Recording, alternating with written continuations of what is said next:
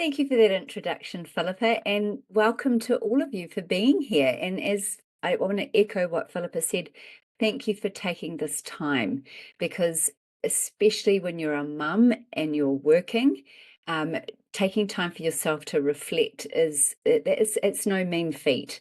So I'm really happy that you're here. And Philippa, also to you, I just want to extend it to you. Thank you. And also the work that you're doing and the mission that you're on and to support mums at work, back at work. And I think it's an amazing mission, and I'm really proud to be part of it. So some of you will be thinking about returning to work. I can see some of you have already returned to work. You'll have differing needs. But I do know from my own experience, I mean, I have 4 children and have certainly I called myself a sequencing mother, where I came in and out of the workforce with every consecutive child that I had. And I know firsthand what that is like to navigate that matrescence period of identity shifts and trying to do a good job at work, and all of that goes with it. So today really, as Philippa said, is about really getting clear on what it is you're wanting for this season of life and what's really important to you. And we've got a few exercises that we're going to be going through with that, because returning to work or redefining your work can feel really big. You have probably noticed that the world of work has changed in a major way, especially with AI, and also you have changed. So this next chapter is really not about squeezing yourself back into the version of who you were before kids or before children, BC. This is really about aligning your work with who you are now. So that's what getting clarity is all about. So I've got some slides that I will share with you. Okay. So a little bit of housekeeping. This session is being recorded. Philip, I'm assuming that you will send the link out at the end of this. So I am going to go at a pretty fast clip.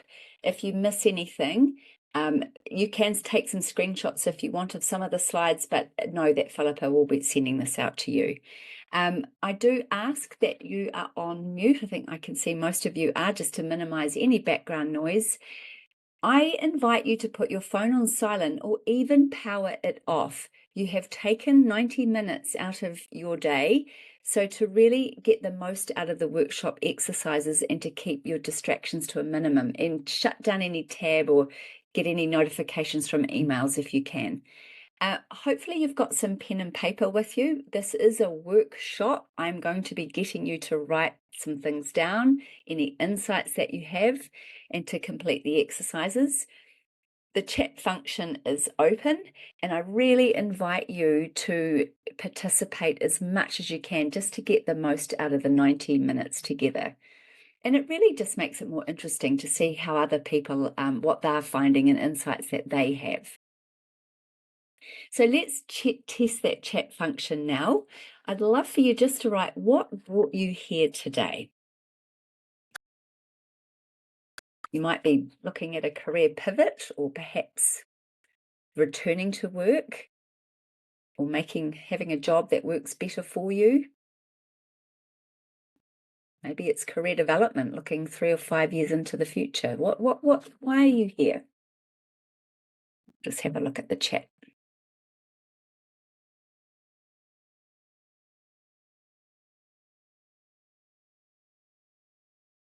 Balance, yep, versus how much time to work versus spend time with the family. Career development, okay. Work and life balance. Yeah, developing career while balancing toddlers. That is no mean feat.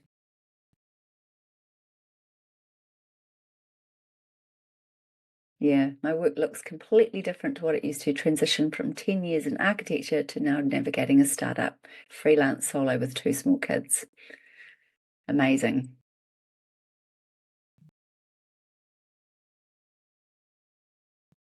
Looking for clarity and values and purpose of what matters to me. especially now my values are changing. Yes, values do change. They absolutely do. Work-life balance with business, a child, and what the next 3 to 5 years looks like. Okay. Okay. Well, let's crack on.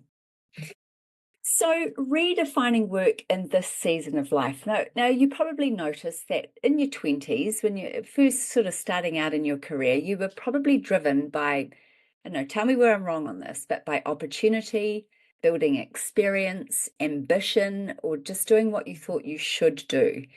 And I suspect now that you've got children, your drivers have changed a bit.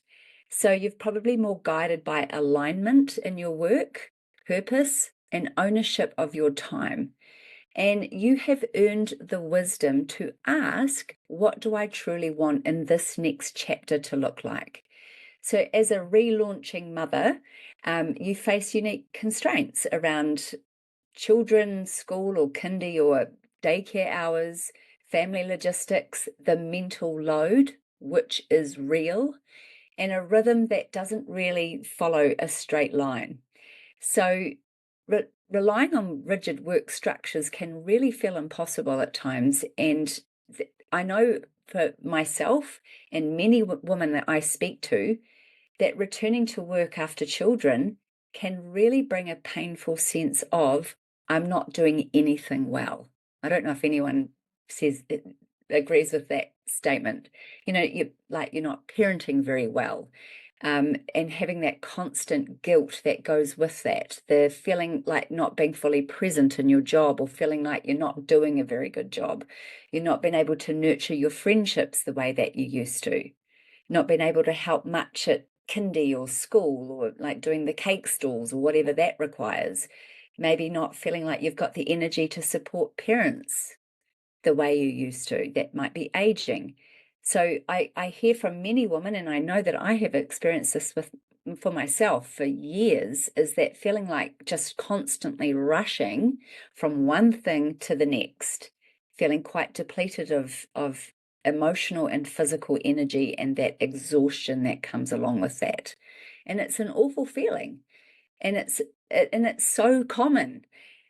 And that's why this stage of life, I really want to iterate that it's not about squeezing yourself back into your old career. It's about designing work that fits around your real life and not the other way around. So if you're not sure about what's next, you are absolutely not alone. You know, some women return to the work that they left, others follow a new spark of interest, and honestly, most are still figuring it out. So the key is to stay curious, explore broadly, talk to people, research possibilities, and really ask yourself the bigger questions about what truly matters, because this next chapter is about moving forward in a way that really honors who you've become. So I love the idea of the 3 C's of a successful career, because every mother's sweet spot looks different, but I like this kind of framework. So I've got here, the first one is control. And this is what women really want, and that is control of our time. And that's the flexibility over when and where work gets done. The schedule that has a little bit of give, but to reduce tension when home and work collide. So flexible work can look really different for many people. And there's all sorts of ways, and I'm just going to touch on a few here. Things like staggered hours, flex time, shortened or compressed weeks, remote or hybrid work, and job sharing are some ways that we can look at that, of the whole idea of having more control over our time. So content, or job content, is work that's worthy of you. You know, after time out of raising children, work really does need to matter. And for many, that means interesting, purposeful type of work. And I remember when I was returning, I didn't just want to go back to a mindless data processing job. It had to be meaningful, because I don't know how you found it, but for me, leaving the home when you've got children is a monumental task. Getting out of the house, dropping children to where they need to go. It's huge. So it had to be worth my time. I wanted that content to be interesting. Now, this means different things to different women. And it also does depend on the season of life that you're in. I know for me, I didn't want something that was too challenging or too much of a stretch. Sometimes it may have only had 2 or 3 hours sleep the night before. So the stress of having too much responsibility, I didn't want that straight away. So it depends on where you are in that. I suppose it's a continuum, I would call it. But maybe for you, it's about collaboration or having great colleagues, or perhaps it's about social impact, or maybe it's about creativity. Whatever that is, that content is important. And we'll touch on that today in one of the exercises I've got. And the other one is compensation. Money matters. But maybe for some of you, it's not everything. And what often happens is many women trade dollars for the other two C's, for flexibility and the content. And I don't want you to undervalue yourself on this either. Your skills and experience really do count. And so that's where it's important to really negotiate and research market rates. Now, on my website, lizbarry.com, on the courses tab, I have it's $27. It's a fantastic course about how to negotiate your salary, how you need to research what the rates are. I give you sample scripts of how you negotiate a good salary. So it's really worth working out what you're worth. So what often happens with these 3 C's, as I said, is women will often trade 1 C for another. It's hard to find all 3 C's straight out of the gate. And so many women do trade that compensation for control over their schedule. Others trade it, like I did, is having something that wasn't so much of a stretch. It wasn't probably as interesting, but I was in a very family-focused season. But what's important to note here is these choices are not permanent, and they will evolve at whatever stage of life that you're at.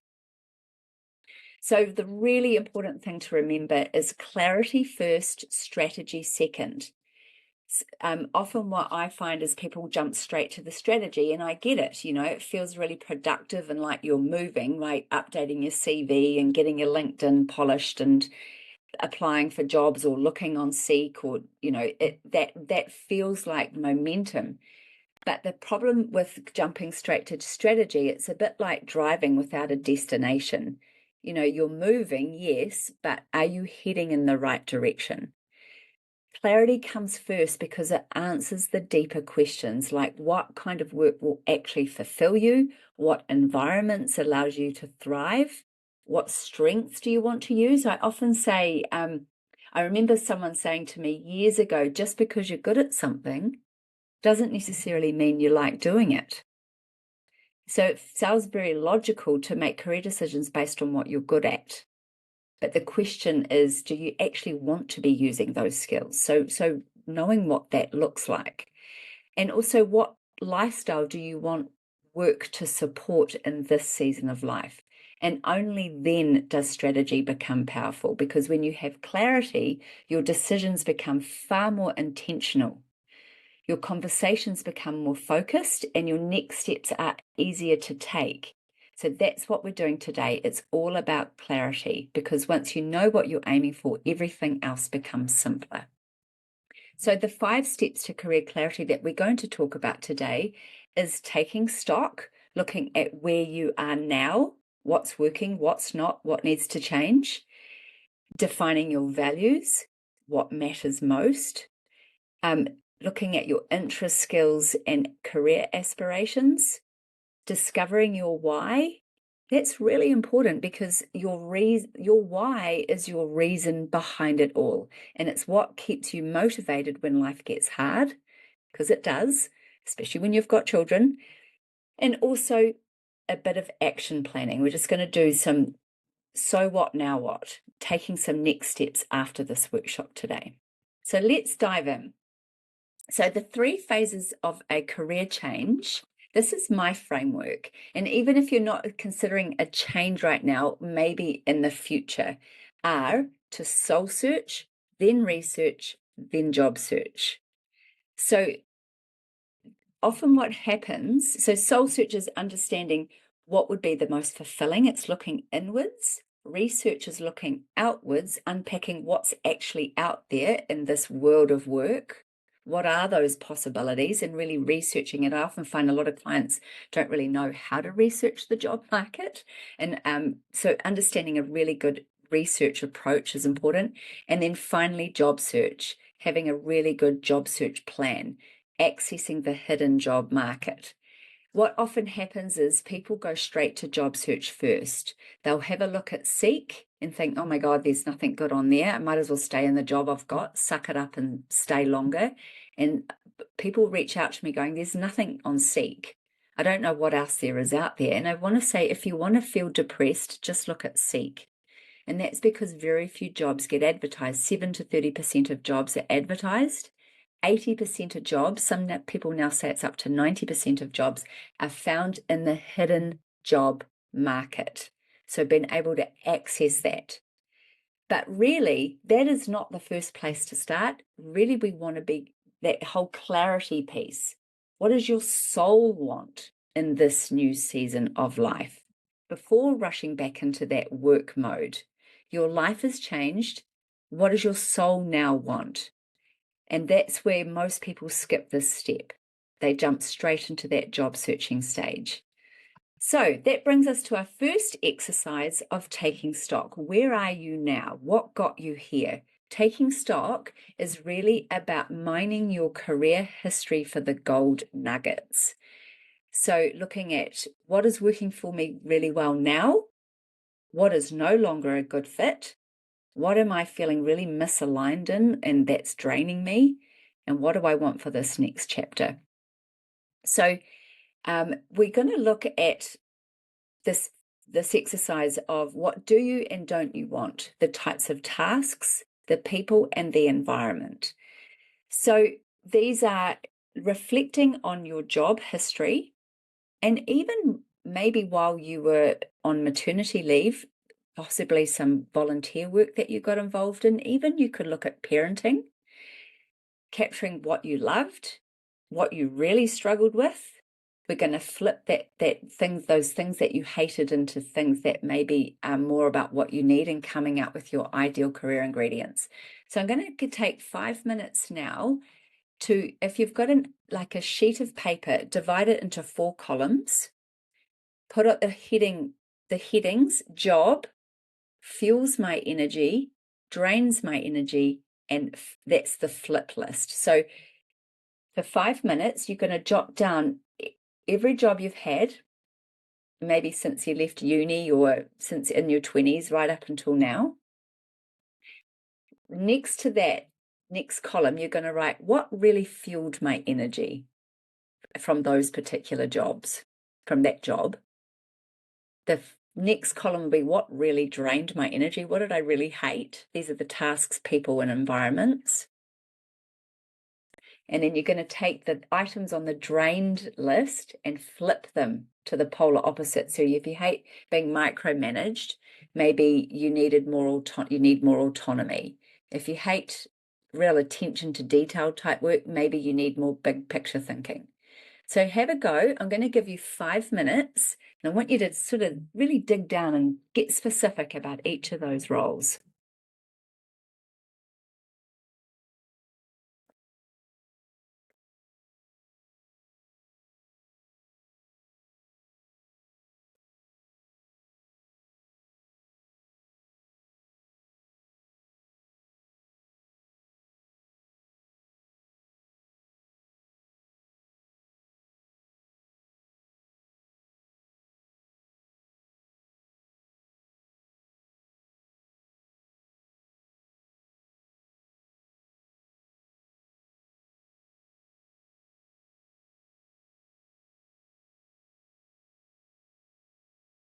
I'm just going to read out some prompts as you're going through these.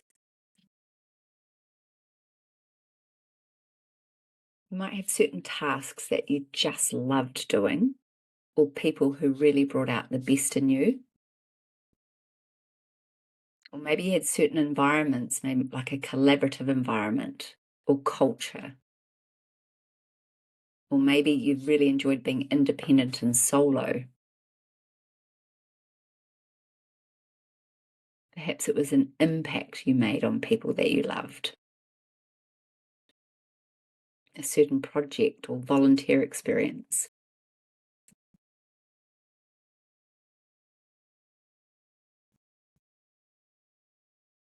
But the draining of the energies, if you think of tasks, that in situations that left you tired or frustrated, could be rigid hours or micromanagement, could be a lack of trust, or constant interruptions, pointless meetings, office politics, long commutes, feeling unseen or underutilized.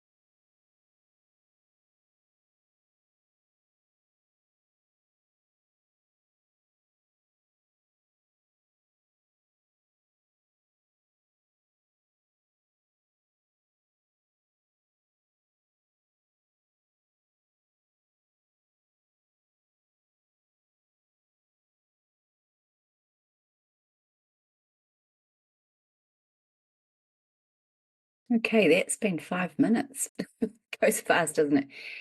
Probably, depending on how old you are, how long in the tooth you are, you might want to be spending a bit longer on this. So whether you get a chance to this weekend or this evening, it's really worth sitting down and going through this exercise with a bit more depth. Because I know an amazing way to access your inner wisdom, one of the ways, is reflection. Reflecting on what works, what hasn't worked, and doing this little exercise is there's a lot in this. As I say, mining your history for the gold nuggets. So just with the flip list, the flip list is taking the things that drained you, the things you hated, and flipping them to their polar opposites. I really want you to get specific about that, because your energy list, the thing that fueled you, and the flip list are what we call your ideal career ingredients. And we want to take those two lists and you want to go theme hunting. So some of those two lists, your love list, or the things that fueled you, and your flip list, some of those will have different weightings than others. And you want to really sit with these lists. It's a great exercise to do on its own, but it's even better if you could sit with them over the next 2 or 3 weeks and add stuff to them. Go, oh, I need to add that to my list. I hate that, or I love this. and really let them, they kind of morph and have come to a life of their own. And you want to go theme hunting with them. Take the trusty old highlighter, love this thing, and go, what are things that are, things that just keep I'm saying over and over again, those patterns or themes that are emerging. What are those lists telling you about you? And asking that, what do I need in this new season of my life? And really kind of see if you can hone it down to 3 main common themes. So worth spending some time this weekend if you're able to do that. So just wondered, I know we only had 5 minutes, but is anyone willing to put some things in the chat now about what's come up?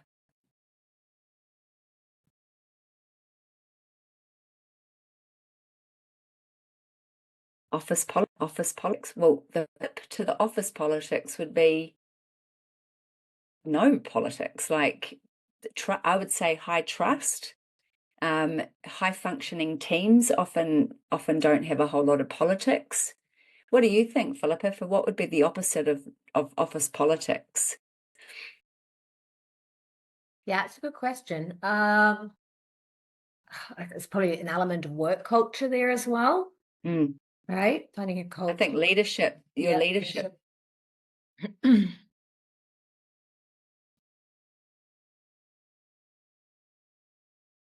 Having a really good leader. So is anyone willing to put in what's a theme? Drains energy not being included in decision making. Oh, that's a really good one, Holly.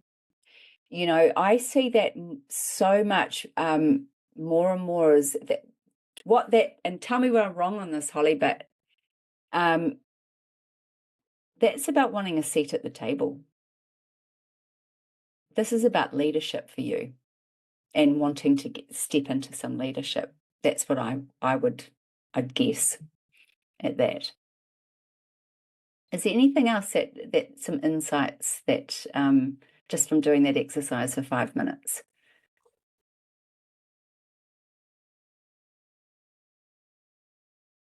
And if not, there's no requirement to participate in this. Oh, I love work travel, but how with a kid?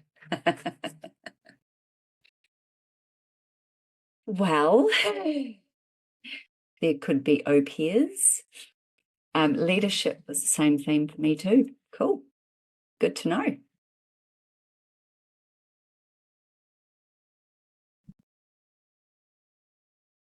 So there's some clues. We're looking for career clues here. There's some big clues in this little exercise. Okay, well, let's move on to the next one. Oh, here's fuels energy, social, caring, bosses and colleagues, flexibility, autonomy and trust. We're going to do that. This really leads in beautifully. Thank you for sharing that, Linda. This leads in really beautifully with the next exercise. So I did put in the chat, if you scroll up further, or you got the email Philippa sent you that has the workbook. Sorry, I was told by someone earlier that a mum, you take on a role as a leader in your family so you can really recognize not great leadership. Okay.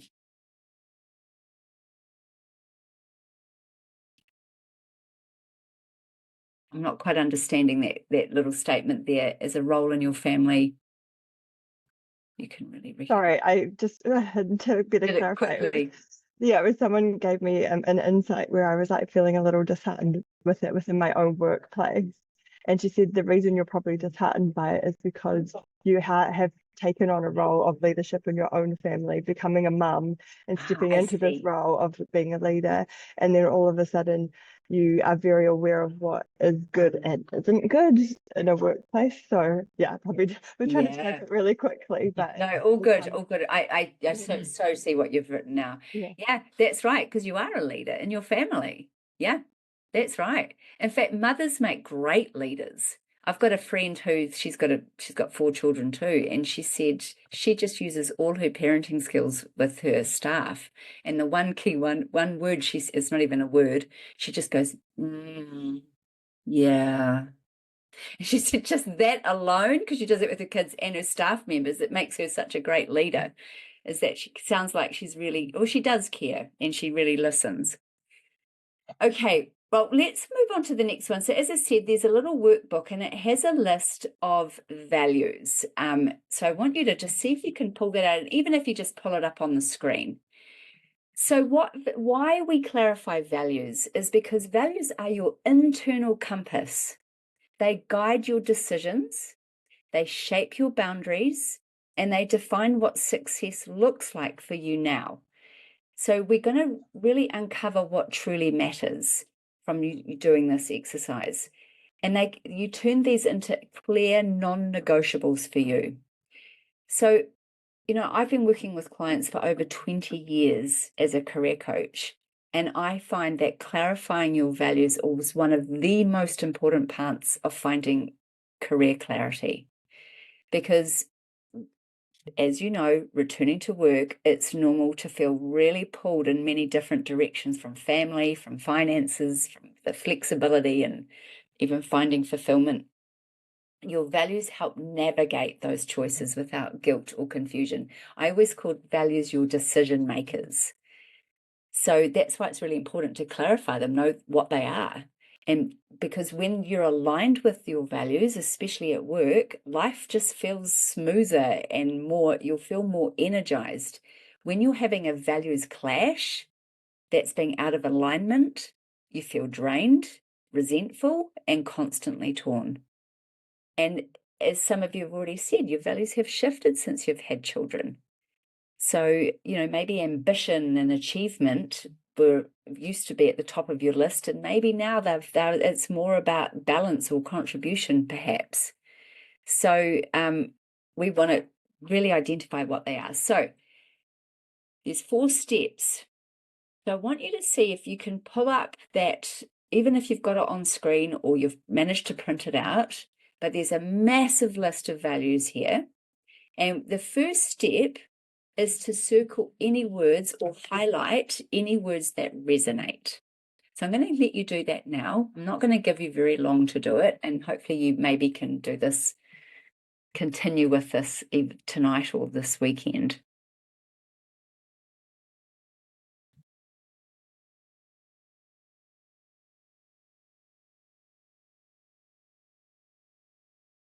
And has everyone managed to get that list in front of them? Oh, there we go. Philip has just put it in.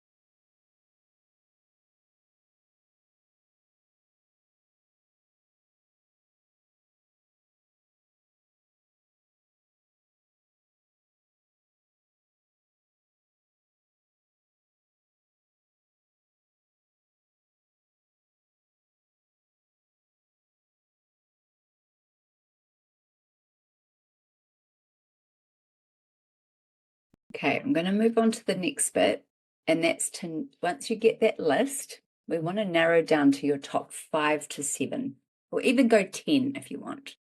So this takes a bit more time.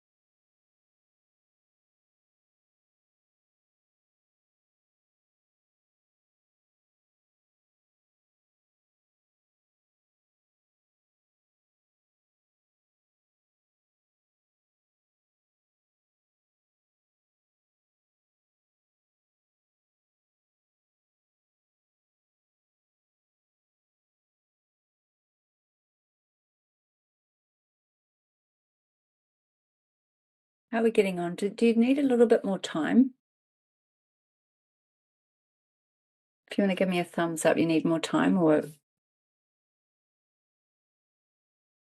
looking at everybody. No? We'll carry on because you hopefully you've got the sheet in front of you. So the next step now is to each of the core values, you want to write down a short note about what that value looks like in your real life today. And the other one is rate your current role, or the role if you're not currently working, that your previous role. How well does your role or the previous role meet that particular value? So it's out of 5. So the 5 is high. So if 1 is low and 5 is high. So let's just say you needed growth and development might be a value of yours. And your current role is you're not growing at all. You'd give it a 1 out of 5. Or maybe being part of a high functioning teamwork, or your colleagues.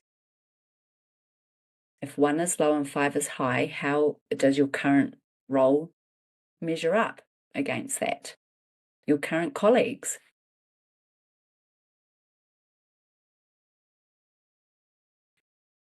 Is the short note on your life in general, or just related to your current role? Well, it depends. So it depends on the value. So one of the values might be a whole of life value, or sometimes they can be career related, like a work role related value. It depends on the value.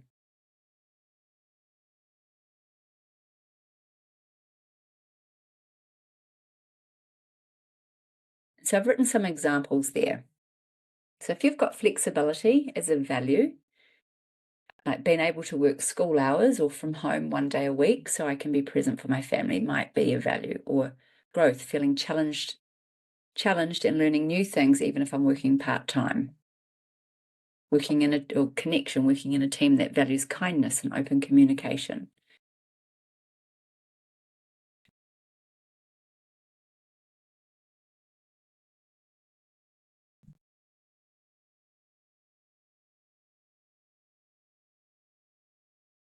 And I know writing a sentence out for 7 values might take a bit of time. Ideally, you want to know your top 3, and you want to know those so well they're embedded in your brain, because they help you make decisions. I have a client right now, she's wondering whether she moves on from her current role, and she's saying, I am learning so much here, and learning and growth is one of my top values, so I'm not going to leave at the moment. It's helping her make that decision.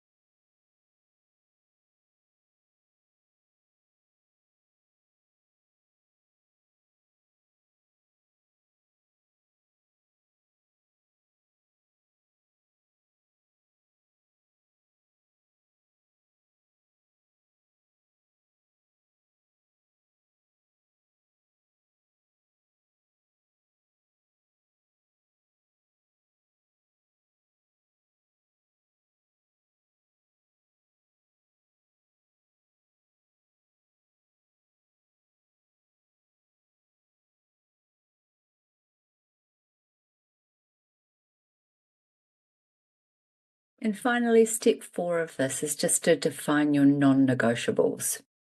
These core values into career must-haves.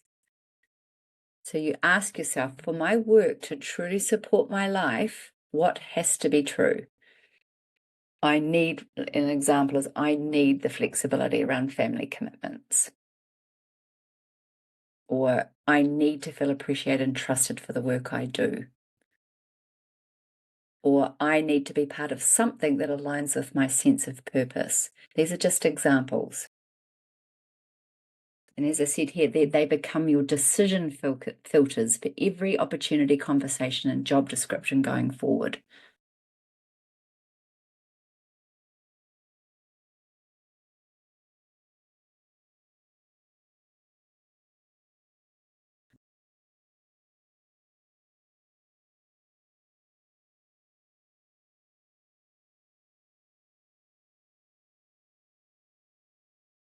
And if anyone's willing, I'd love to hear if you've got a particular value you're willing to share, a non-negotiable, something that has to happen.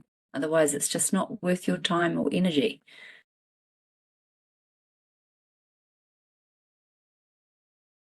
If you're willing to put it in the chat, or even unmute yourself and speak.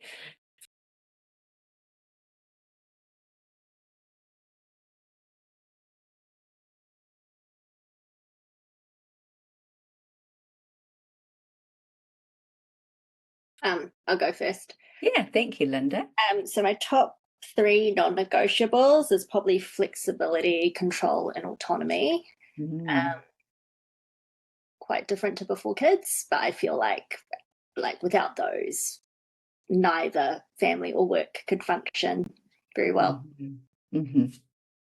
So those 3 almost kind of are one whole value, really. They kind of all align with each other, don't they? Yeah. And so what does that mean for you then, Linda, if you're willing to share? Like, what does that mean for you in your current setup? So that's why I'm doing my current setup. So essentially I'm working for myself in a completely new skills, although there are some transferable skills. I'm learning new skills. Building into that is very, very slow, but I really appreciate on the days that somebody is sick or I've got low energy, I can just pause or put things on ice for a bit. But it is frustrating because it feels like you're fumbling around in the dark. You've got to make your own way. And obviously the compensation isn't really there. So, yeah. You're trading that C for the other C. Yeah. Compensation for the control. Yeah. Okay. I would encourage you, Linda, just while it's top of mind, is to jot down the things you're really struggling with. So you love the fact that you have this control. Highlight the things you're finding hard with that while it's top of mind, because we can try and help you find solutions for that. Does anyone else want to write something or feel free to unmute about your values, your non-negotiables? And thank you for sharing, by the way, Linda.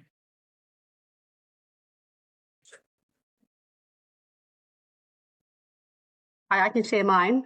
Yeah, thank you, Bernice. Thank you. And sorry I was late too. So mine was I need to be valued or recognised for the work I do. And it needs to make a difference to the organisation or client that I'm working with. Right. So it would be really useful for you to, Bernice, is to go further with it in your own time and go, what does that actually look like? How do I know when I've been valued? And I'm guessing you've had roles where you weren't valued, and that's why it's become important to you now. Is that? Tell me where I'm wrong. Yeah, I think I used to work at a couple of corporate gigs before I had my who's now a toddler. BC, so 4 children. Yep. Yeah, before, and I don't want. I don't know. I'm considering going back, but not. And right now, I'm just doing a few part-time gigs. No, but it's much smaller. Like it's local, it's community-based stuff. But then, so sometimes you make a huge difference. But it can be quite slow as well. And it's not like having a lot of resources. People know what marketing is and the difference it can make. So yeah. Yeah. Great. So if you can, while it's top of mind, Bernice, what does that actually look like, being valued? What does that mean? Yeah. Be really specific about it. Claire's written, my 3 are control, purpose, and belonging. That means having a seat at the table. Awesome. Doing work that fulfills me and puts me in a position where I can make time and workload work for my life. Awesome. Great. So so good to have that value alignment when you're looking at what's next. As I say, it's your decision filter for every opportunity, conversation, and job description going forward. And you would ask yourself, if your current role, if those non-negotiables you're rating quite low, if 1 is low and 5 is high, what would be some next steps? Do you need to have a conversation with your manager? Do you need to make some tweaks about how your current role is showing up if you've got some of those non-negotiables are low in the rating? Okay, just with this one, ideal work environment. Your environment is really important. It's not just the work you do. It's not just about the work you do. It's also about where you do it, how you do it, and who you do it with. Because you can be doing work that you enjoy, but if your environment is misaligned, as in the culture or the schedule or the pace or even the people, it can still feel very draining or unsustainable. So the right environment can really fuel your energy and confidence, and the wrong environment, and I don't know if any of you have had that experience before, I certainly have, can really drain you, even when the job itself is good. So just in the interest of time, on that PDF or the worksheet that I created for you, there's another sheet, and it's called Ideal Work Environment, What Fits Your Life Now. And on that worksheet, you could do this in your own time. You'll see I've written 9 prompts, and each is designed to help you get clear on the conditions that help you thrive. So these are things like how you want to feel at work, the kind of people and culture that you work best with, the ideal rhythm and schedule, the flexibility you need, the type of leadership that supports you, boundaries, pace, financial needs. So just take in your own time, go and do that, because it's still equally as valuable. But I just thought in the interest of time, I've got other exercises I want you to do. Okay, so the next one is career map. And your career map is really about your interests, skills, and career aspirations, because the goal is about being in the right work. So over this workshop so far, we've looked at your values, your energy, and we've just talked about your ideal environment. This one is looking at what is it that you'd really love to do or like to do? What are you interested in? What are you good at? And remember I said earlier, just because you're good at something doesn't necessarily mean you like doing it. So what are you good at that you actually enjoy using? And in fact, it's interesting, the average human spends 80,000 hours at work. That is over a third of your life. And in my opinion, what a waste of this one precious life if you're doing something that you're just really not interested in, and you're not using your gifts, your strengths, the skills you enjoy. When you use your gifts, it is a very pleasurable experience. We can hit things like flow state when you're using your gifting. So knowing what those are important, and then what fits your life as a mother, and finding that sweet spot, that career clarity zone. So this next bit is we're going to spend a bit of time doing some free writing. And I'm going to start with what you love. And in the next screen, I'm going to put up some prompts. You don't have to answer all the prompts. Just choose a few and just do what we call a free write. Just write. Stream of consciousness, whatever comes up off the top of your head, and write it down. No editing as you go. So the first one is what you love. So there's no right or wrong answers. I like to call this one listening to the whispers, because our deepest interests and desires often don't shout at us, they whisper. And they show up in the things that we can't stop thinking about, books that we're drawn to, topics we lose track of time researching, conversations that we feel really alive in. And the goal really is just to uncover some of these interests, because they may guide your career direction. Okay, so I'm going to give you 4 minutes. It's not long, but don't use all the prompts. Just choose a few and just free write. So you ready? Here we go.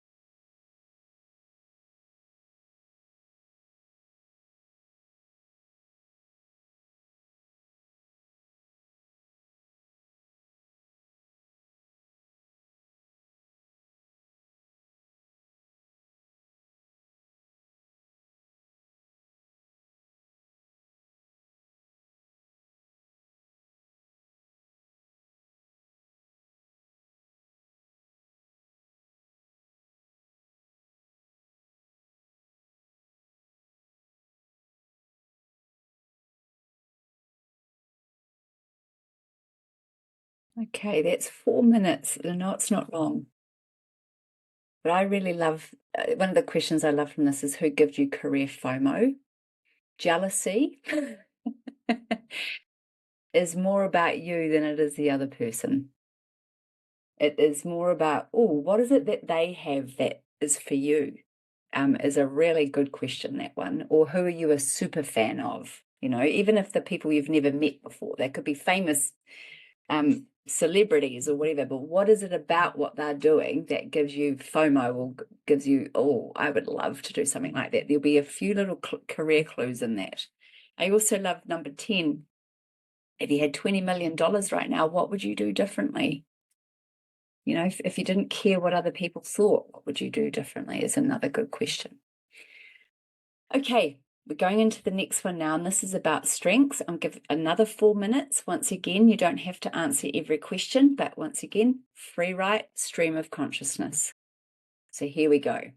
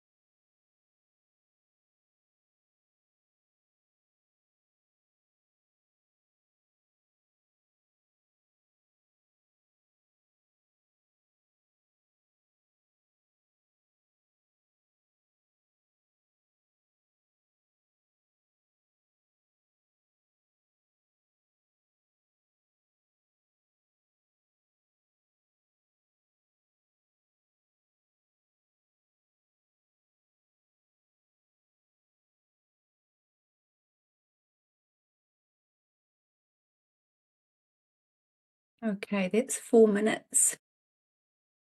I know for me in this one, I've had something that's just recently come up for me. I've transitioned from, I'm at the moment and working full-time at home. I used to work at the University of Auckland for 8 years as a career consultant, and I'm doing a lot of just Zoom calls and sitting behind a screen.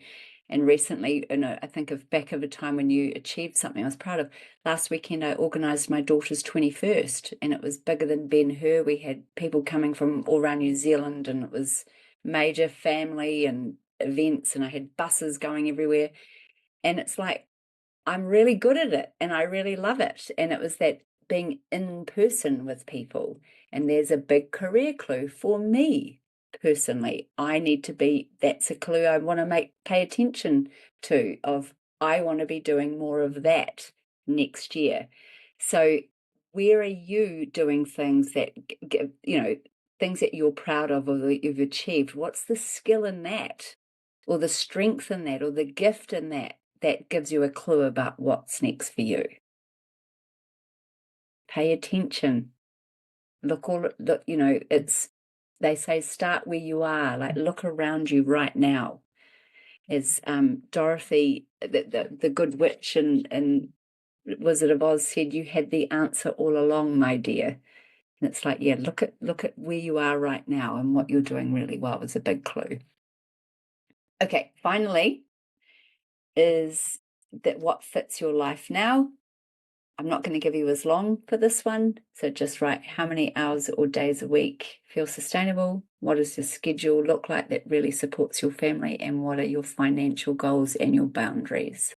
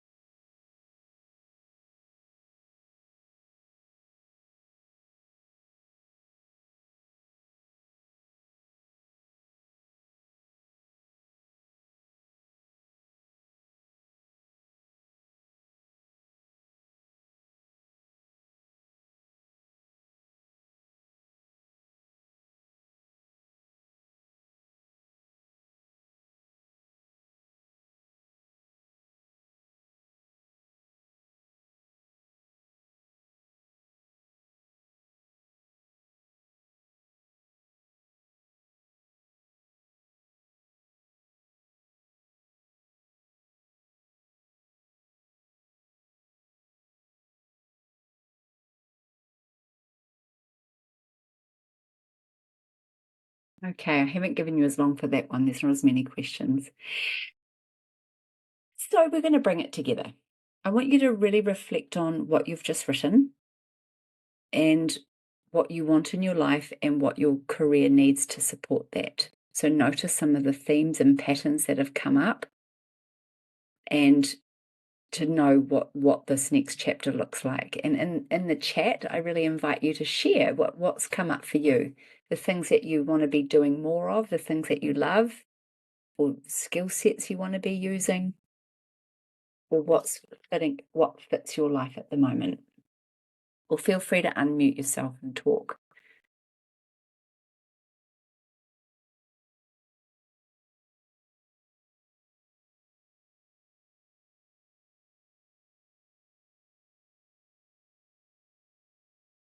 Can you hear me okay?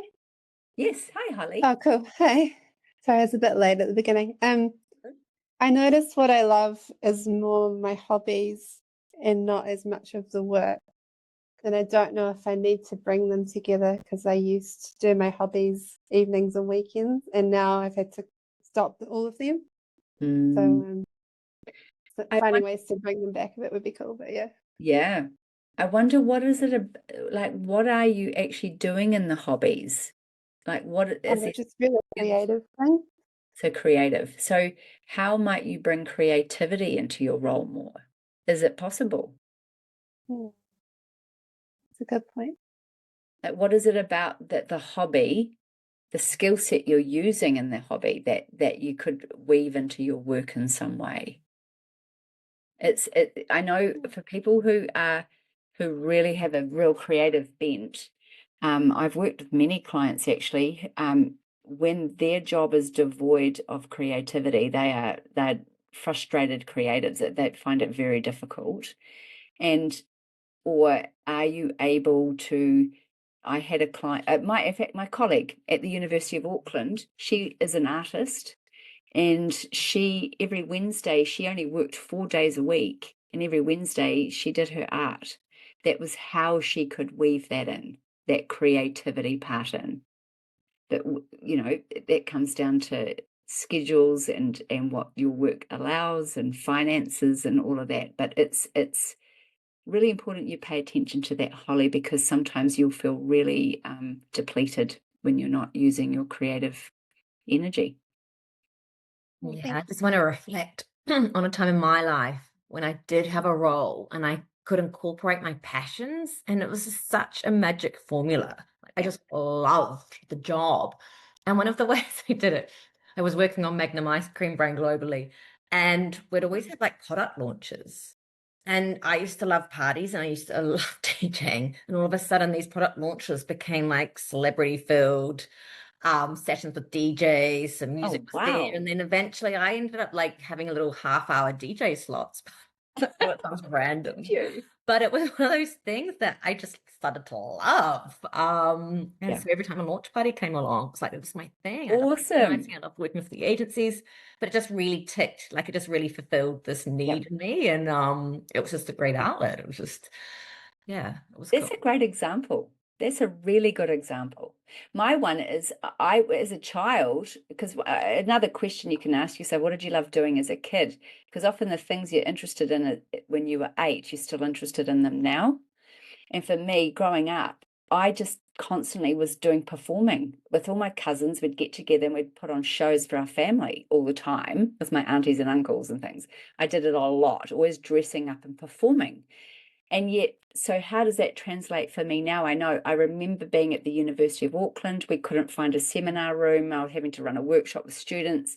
We were in a lab over at the medical school, but I remember that feeling of when the angels sing, that's what I call it, that standing surrounded by all these students in this lab, performing, doing my workshop. And I was like, this is just pure and utter joy, like what Philippa said, how she felt in that joy. I loved it. I loved that feeling. So these are the clues that I'm trying to get you to kind of find in your history, your career history, or even in your childhood. You can look at that. Claire's written, I'm in a well-aligned position currently. I just need to step out of my own way. Oh, good insight. The prompts of what it would look like if you didn't really care what people thought resonated. That's a huge block for me. Okay, cool. My boundaries need to be stronger, though, to ensure everything works best for life. Boundaries are a huge one. But I want to honor you, Claire. Nice catch to see that you've got some maybe imposter syndrome or some sort of that self-doubt creeping in about what you're capable of, stepping into your big shoes. Some of that, it's really good to, I think awareness is half the battle. The fact that you're aware of it is amazing. So well done for you on that. And maybe you might, the next steps for you, Claire, could be to find a trusted friend to talk through some of the things. And actually, I know I follow a spiritual teacher called Byron Katie, and she says all painful thoughts belong on paper. It's one of her famous quotes. Write down, what is it that I'm afraid of? How am I getting in my own way? Get specific about that, and maybe a trusted friend might be able to talk through some of those things with you. Okay, let's move on to the next thing. Finally is discover, well, not finally, this is the second last exercise. Just check the time, we're doing okay. Is discovering your why. So this is connecting in with something a little deeper. Your why is the reason behind it all. And it's what will keep you motivated when life gets busy, and especially when things get hard. And for many mums, having time away from paid work, your why has shifted, like your values have. So depending on your situation, for some of you, it's about returning to work. And maybe for you, it's about just getting back to work and finding your feet again, or maybe finding more of a flexible work situation, and just maybe just getting that stability and confidence and connection going. That could be where you're at in that season of life. Some of you are already back at work, and maybe, and I did, when we, at the start of the first chat, I looked at why are you here. Some of you are here to look at that 3 to 5 year plan, having that vision about that longer term part of your career, that career development, not just re-entry. So whatever it is, it's going to look different for different people on whatever season of life you're in. So the first step is reflect on what's motivating you to return to work or wanting to shift your work. So I just want you to jot that down. Why is it that you want to come back to work? What is the reason? Or why are you wanting a shift or an adjustment in your work?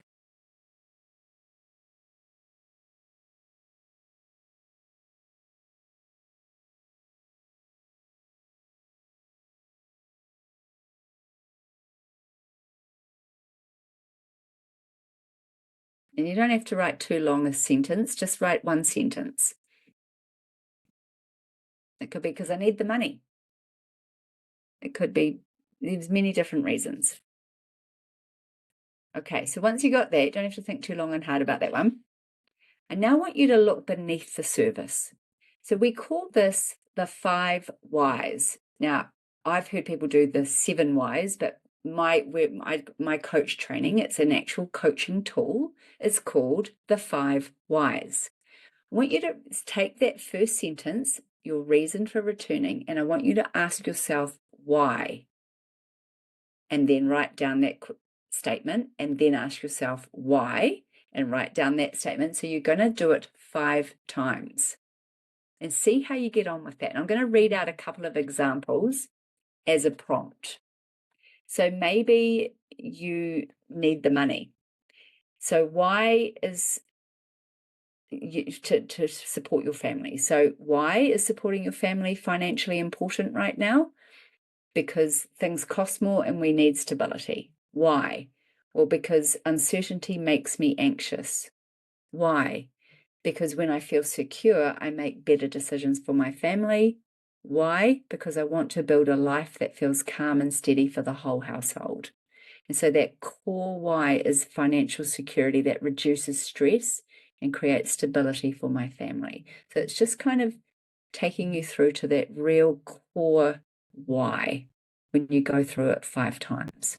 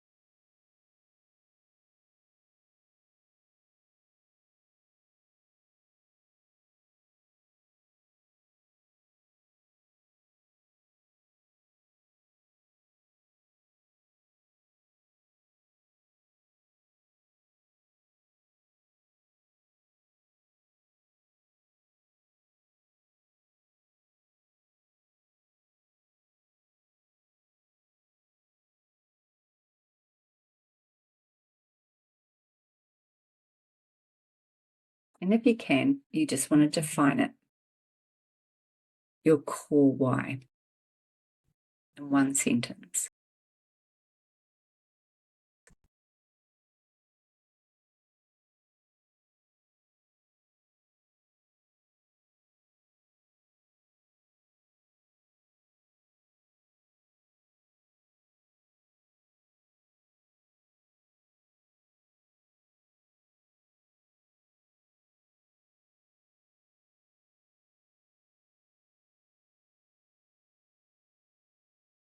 And if you're willing, Feel free to put in your core why in the chat.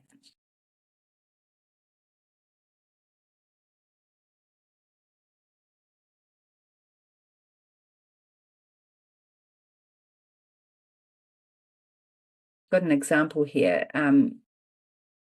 It could be, I want to return to work. Why? Because I want to use my skills again. I remember feeling that. Why? Because I miss feeling competent and confident in something outside of parenting. Why? Because when I feel confident, I show up better for myself and my family. Why? Because I want my kids to see a version of me that feels fulfilled and not depleted. Why? Because fulfillment helps me feel like myself again. And that's what I want this next chapter to be about. So the core why is I want to feel like myself again, grounded in confidence and purpose. I do remember feeling that. That was one of my why. That was a big why for why I wanted to return. And I'd love to know if feel free to unmute or put it in the chat what your why might be.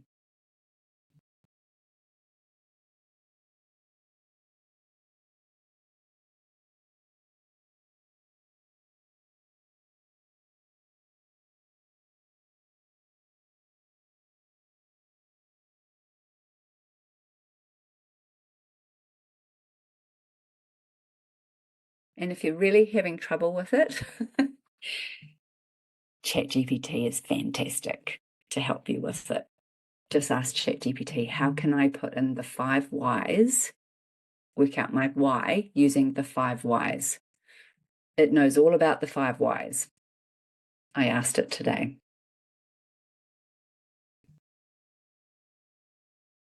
I think this exercise for me, it's just so, it's so eye-opening because it's, for me personally, I have so much contrast to life before children because I had all of the time, the financial freedom, the ability to do whatever I wanted, whenever I wanted. And now it's like, well, how do you all make that work with the constraints that you have so that you're giving yourself the ability to have the freedom to do all what you love? And yeah, it's just so different, isn't it? But that's the challenge. Yeah. That's the challenge. That's the challenge. So yeah, being able to really articulate your why, because as I said, life gets busy, things get hard. You have other humans with their own needs you're having to help and support and navigate. So that's just right. Yeah, it's great. You can read it. I want a career pivot to be more available for my family so I can take the stress out of everyone in the house because we all want to prioritize our health and happiness. That is fantastic. It's a very clear why. Yeah.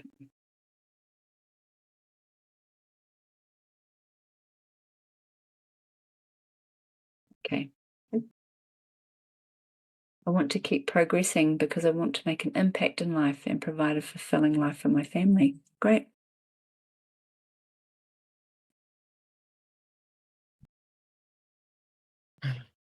Okay, all good, Bernice. Okay, well, let's move on to the next one. Finally, the action plan. I want you to be able to go away with something from this workshop that, as Tony Robbins said, never leave the sight of a goal without taking immediate action. So,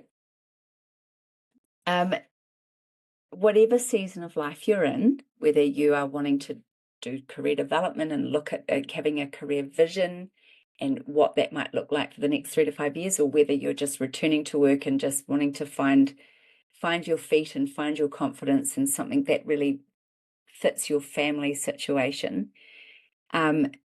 we really need to work out what the next steps are. So on that PDF, we have the Career Clarity Compass. So I printed it out. Mine one was in pink, and then I think what you'll find it's in yellow. It cost me $1.20 at the warehouse station. I just uploaded it and I went and picked it up today. It cost me $1.20, and I printed it out on A3, and I really recommend you do that because this is your compass. And when you fill it out from the activities from today and stick it on the wall, where it's front and center, where you see it every day, this is what we call manifesting, bringing into your life this beautiful, ideal career or ideal work, ideal role. Because it's going to help you be far more aligned in the decisions you make, the conversations you have, the research you do, the possibilities that you explore. So that's what it looks like there. So we want to look at what the goal is, and we want to work out what the milestones are. So you are here now, and we're going to work out what are some main milestones to get to where it is that you want to go. So if what you've done today, look at what your values, your why, some of the skills you want to be using, your things you're really interested in exploring more, and working out how might you get there. And there's a really cool thing called turtle steps. So the way humans change is not through major big steps. Humans change by tiny little steps. And the way you know it's a turtle step is it has to have the word ridiculous in it. It is so small, it is, oh, I can do that. Oh, that's fine, I can do that. Like, it's got to have the word ridiculous in it. So you want to work out what are the 3 actions that you want to take, and work out what are the tiny turtle steps, 5 turtle steps that help you make that action. Okay, so the criteria is what can you do in 10 minutes or less. Okay, so I'll give you some examples. Oh, some day isn't a day of the week. Yes. Okay. Here is one for reconnecting with my professional network. If you're a woman in marketing, say, I've just made this up. So say you want to reconnect, the milestone is to reconnect with 3 people from your old marketing network to learn what's happening in the industry and uncover flexible opportunities. By the way, part-time work, flexible work, those jobs don't get advertised very often. The way you find them is through your networks. So here are some examples of some turtle steps. Make a quick list of 5 former colleagues, managers, or clients I enjoyed working with. That could take you 10 minutes or less. Choose 3 and send a short, warm message, something like, I've been thinking of re-engaging with marketing work and would love to hear what you've been up to. Book a 20-minute coffee or Zoom chat over the next 2 weeks. Prepare 3 to 4 easy conversation starters. What trends are you seeing? Are you flexible? Ask ChatGPT to help you with that. After each chat, jot down 1 insight or lead that could guide you on your next step. Why it works, there's no pressure to ask for a job. In fact, I never recommend don't ask for a job. People will shut the conversation down very fast. It's curiosity driven. It builds visibility and re-establishing your trust in your network where most flexible roles are found. Okay, so that's just an example of work out what are some 3 milestones and what are 5 turtle steps under the milestone. Another one I wrote quickly before we jumped on today was, let's say you're looking, the leadership's come up today, exploring a leadership path, you're already back at work, clarify whether leadership management is the right step for me in the next 3 to 5 years. What are the turtle steps? Write a short list of the parts of my current job where I naturally lead. Identify 2 women leaders I admire in my organization and follow their updates and work. LinkedIn is fantastic for that. Send one of them a message. Could we have a chat? Have some questions that you would have in the chat. Reflect on one small stretch assignment that you could put your hand up for. Presenting or leading a small project or onboarding or owning a work stream. Why it works, it builds visibility, confidence, and a realistic picture of what leadership actually looks like without committing to anything yet. So the opportunity now, we've got a little bit of time left to just jot down what are some think of 3 milestones and what's some turtle steps that you could write down.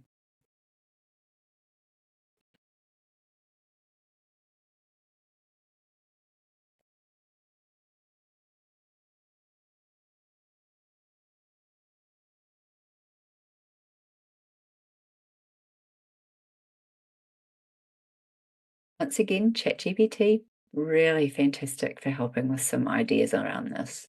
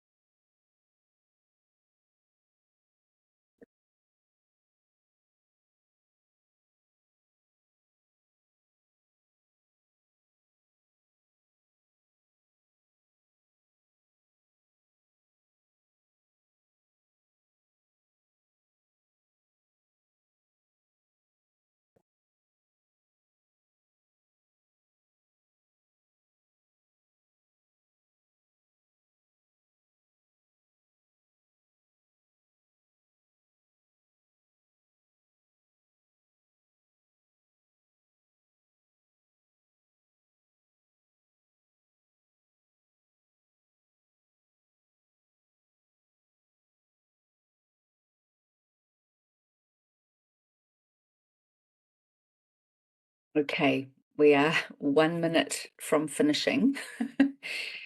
So, finally, looking for more support.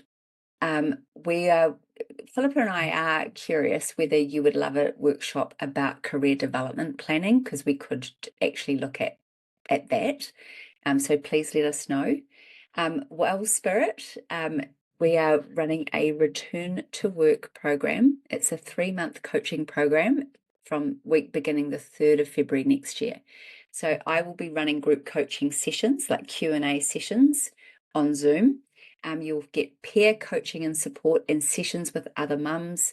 We have a 24-hour Slack community group for parenting advice, and we'll have expert-led sessions. And these are things like returning to work, matrescence, choosing and managing daycare, kindy nannies. That's a really good one. Managing identity shifts and mum guilt, financial management, negotiation tools and tips, and AI upskilling, which is a game changer, I have to say, and on-demand checklists and guides. So that's coming up next year in February. So thank you very much for coming along. And Philippa and I, are open to any questions. And I understand we're on the hour. I managed to get it into that 90 minutes. Feel free to leave if you've got to go. Otherwise, we're going to hang around and answer some questions. And if anyone is interested in doing any more work on career development, then just ping us an email at any point in time. Thanks, guys, again for showing up and taking an hour and a half out of your diaries at what starts to get a more hectic time of the year for us. So thank you. I hope you found value of it and potentially can review some of what you were thinking or writing on today, and maybe take some time, maybe in the weekend or in a couple of weeks, to revisit some of your thoughts and just sort of reflect on how it's feeling for you. But thanks again just for taking an hour and a half out of your diaries today, and a huge thank you to Liz for taking us through all of those really important questions we should be asking ourselves and having this moment for us to check in. So big thank you, Liz. A pleasure. Really great to have you all here, and ka kite anō, go well. We'll see you next time on another workshop. Thanks so much. That was really valuable.